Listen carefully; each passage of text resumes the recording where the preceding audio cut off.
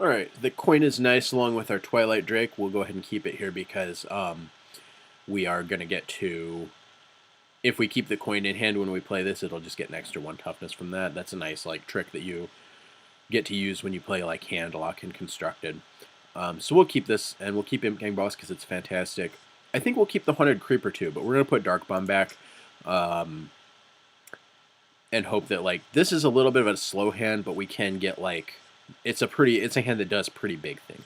So we're going to put Dark Bomb back and hope for a 1-drop, but these are all cards that'll, like, benefit us and as the game goes a little bit long. One thing that I was just thinking about is that, oh, that's a nice 3-drop also. That actually might be good to coin out on turn 2. One of the things I was just thinking about is when I play a class like Warlock or Rogue that uses its life total a lot as a resource, I never really pay attention to what my life total is. We should have drawn this the turn before. We're still playing Haunted Creeper here. And we're going to do the thing that I was talking about at the end of the last game, and we're going to give up card advantage for this tempo play. So we're giving up the bonus on Twilight Drake, but we're getting board presence out of it. So when I play a class like Warlock or Rogue, I get myself in trouble sometimes because I don't pay attention to what my life total is, because it's just really not that important a lot of the time. Like, you don't really need to care what you're at, because what you want is to just control the board. So some classes like pay life for more things than others, and when I am playing those, I do tend to like get myself pretty low, just because I want to. I'm not watching this. So in that last game, it was a kind of a surprise to me to realize that our opponent was close to lethal, like that they could put us at 1, because I was like, oh, we're at 14. So yeah, that doesn't do a whole lot for him. We could just use the Imp Gang to finish it. Yeah, it's interesting how your life total is pretty irrelevant a lot of the time. We've got a lot of ways to fill up our board with 1/1s here, so the opponent having a Consecration might be kind of bad for us, but if we can keep this alive, that'll be good. So we're going to not cash this in until we have to, just so we have some like insurance against a Consecration. This guy sort of is also, because like if the opponent consecrates here, they kill these 3 things, but we end up with 3 1/1s in their place. And this actually might be the spot that we want to cash this in. I know I just said we were going to save it, but maybe I lied about that.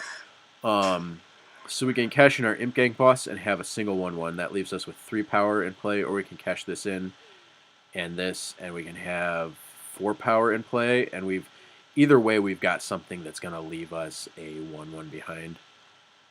This gives us the potential to get more than one of them out of it, though, so I think we'll do this. And we're going to get some more board presence.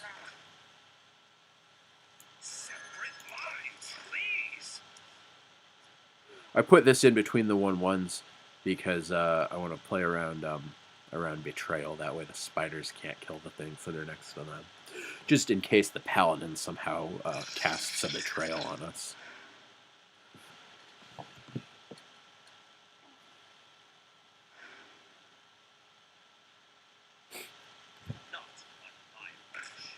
That's fine. We'll just use a 1/1 to break the shield here. This board position leaves us... We're pretty good against Divine Shields right now. So we're going to use the 2/5 on his 2/2. We're going to use... What are we going to use to get through this? We'll use a 1/1 to break the shield. Would we rather have these 2 or this? I think we'd rather have the 2 creatures because it leaves us the potential to get more out of the Imp Gang Boss. And we could power here to reset this, but I think we're going to keep it in play. It does survive Consecration still. So we're just going to go Lord of the Arena here. Here. I don't think that where you position your creatures is super important against a paladin. I can't really think of a lot that they have that matters, but things like some of the classes that you need to worry about position of your cards are like rogue for sure, and hunter and mage. All have some like area of effect that like affects 3 creatures. We want to send our Coliseum Manager into his 2/2. We want to send the Imp Gang Boss into his 1/1. That way we get the maximum number of imps out of this at this point. So we can trade in our 4/2 here. We can cash in our Drake, or we can send the 6/5 into this. And I think to better play around the Consecration, we're just going to cash in the Drake. This lets us do more damage to the face this turn also, and we're going to go ahead and pull this guy back, so we'll have the opportunity to play it later. And since we've got 5 mana now, we're going to put out a Tiger. We'll just put him right in the middle. Pass. This is kind of like drawing, like we take a 2/1 out of play, but it's kind of like we draw 2 cards there because we now have a 2/5 back in hand. And if we get to the late game, that'll be nice, because if we play out the rest of our stuff, we can drop this thing, and it's just got a nice like board presence. Well, oh wow, that's a play. Very nice. We don't really have any way to get around that, so we're just going to have to run into this, which sucks for us. That's going to wipe our board. Although it does leave us an Imp. Thank you, Imp Gang Boss. Dark Iron Dwarf is not good because this can't attack yet. So we are just going to play our Force.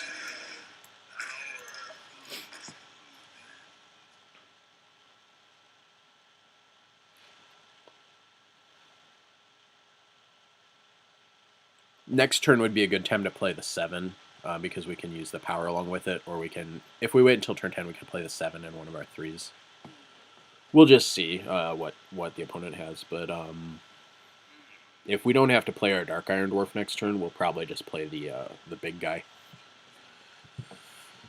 Probably play the big guy in power, assuming like nothing really changes with our board state. We're kind of close to killing the opponent.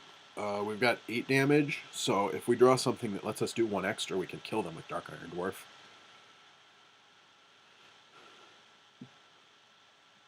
So actually, we probably should just power first. Now we need a little more damage.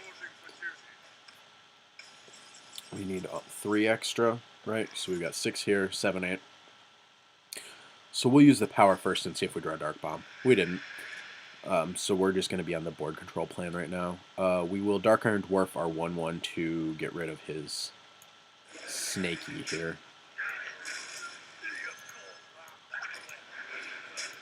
We use the 1 power creature to kill his token. We've got 3 mana left, so we're going to go with Imp Gang Boss. Imp Gang Boss is a little better than the manager here because this guy can like give us extra creatures, and they both have 2 powers, so they're both going to hit just as hard.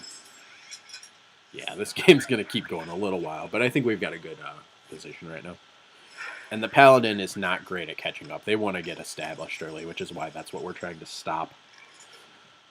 So we can't kill this, so we're going to use the 1/4 here. We're going to send a 4/4 into his 3/3, I think. Yeah. Actually, I guess we could use this here. That gives us an Imp. And I think this is as good a turn as any to have this guy. And we'll draw a card. So we just get to draw that. That's pretty nice. Would we have had lethal there? We'd have 4, 5, 6, 7, 11, 15. So no, we would not. I thought we were probably out of range of that, but I guess it's an important thing to ask. This card's sweet. We're lucky we don't have any Divine Shields, because that guy can get pretty huge. We've got to have lethal now, right? We've got 10, 11, 13. Yeah, he's just down on board.